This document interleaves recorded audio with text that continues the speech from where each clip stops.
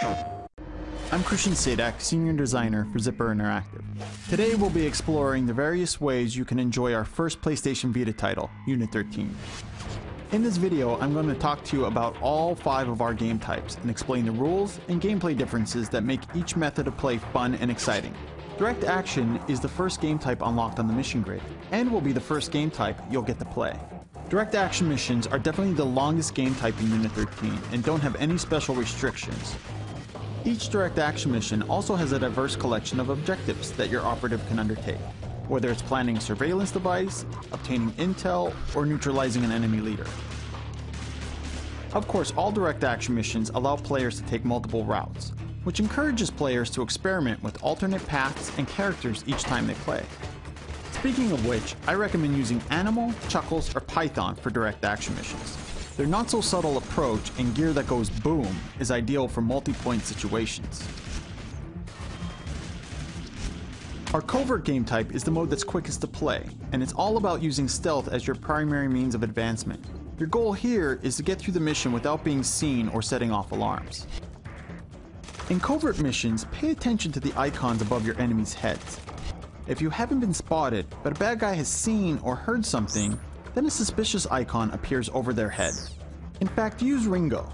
Not only will you take out enemies quietly and efficiently with the suppressed submachine gun, but you'll also receive big scoring bonuses thanks to his collection of short range and stealthy bonus skills. If you are detected, the enemy's awareness changes to alerted, and once they call their buddies over the radio, it's game over. That's why it's important to eliminate the enemies that see you before they can call any alarm. Do that, and you're in the clear. It should be noted that if you're spotted by an enemy camera, you'll have to take it out quickly or risk failing the mission. And activating a laser tripwire automatically fails the mission. Just remember to stay hidden and don't get spotted in the first place. Avoid enemies, use suppressed weapons, avoid sprinting, use cover, and melee your enemies to keep from making too much noise. Of course, if you're really good, then it's possible to complete covert missions without eliminating a single bad guy. In fact, you get a big scoring bonus if you can pull it off. One last tip for covert. Build Ringo up to level 4 to unlock the small suppressor attachment for the entire team. With that setup, Alabama's a great choice here, as he'll then be able to take out enemies quietly from a distance. Chuckle's ability to spot electronic hazards is helpful too. The Deadline game type is a race against time. When playing this mode, your primary goal is to get in, complete your objectives quickly, and escape before time runs out. The good news is that your time in Deadline isn't absolute. You can earn more time by reaching checkpoints, which makes speedy navigation and quick thinking your #1 ally.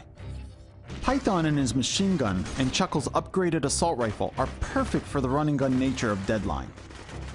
If you can avoid getting shot, Ringo has the fastest movement and can get the best times, but he's also the most fragile, making him an effective but advanced choice. A good tip to remember for all Deadline missions, regardless of their objectives, is to avoid sneaking around, trying to defuse every charge, or do other time-consuming things. You'll get more points for finishing quickly anyway, and you'll lessen your chances of running out of time on the clock. Don't underestimate the usefulness of flashbangs and smoke grenades in this mode either. They can stun and distract your enemies and hide your movements in a pinch. Our Elite game type will test your skills. Unlike our other game modes, Elite has a health bar to watch instead of regenerating health. Plus, if you die, you can't restart from checkpoints. You'll have to start the mission all over again. Don't get too intimidated though. Elite missions aren't as long as some of the other game types, and your health refills when you hit the checkpoints. Just remember to avoid getting hit. More health at the checkpoints means more bonus points when you're done. Less health means fewer points. There is one exception though. Zeus's red line skill bonus racks up more points when he's low on health. And since health doesn't regenerate in Elite, you can use this skill to earn massive bonus points. Speaking of Zeus, while he and Python are the toughest guys on the squad with the most health, that doesn't mean that they're the best choices for your style of play. Alabama and a suppressor can do major damage from afar, while his claymores allow you to take out enemies tactically while avoiding harm. If you run into too much trouble with Elite, remember use cover and suppressed weapons often, and watch for placed traps. And you definitely don't want to run into the Elite exclusive poison gas traps. Our last game type is our High Value Targets mode, or HVTs. HVTs are only unlocked after earning enough stars in the other missions. High-value targets are the supreme enemy leaders, the worst of the worst, and they need to be eliminated. Though your health regenerates as normal in the HVT game type, there aren't any checkpoints to save you on your way to each leader.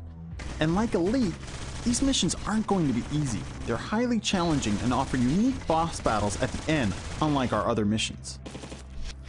Win an HVT mission and you'll have plenty to brag about to your friends. And you'll be able to share that mission using the PlayStation Vita's Near feature. But we'll be back with more on what you can do with Near, and also explore Unit 13's unique feature set in regards to sharing and competing with your buddies. Until next time, my name is Christian Sadak. Thanks for watching. PlayStation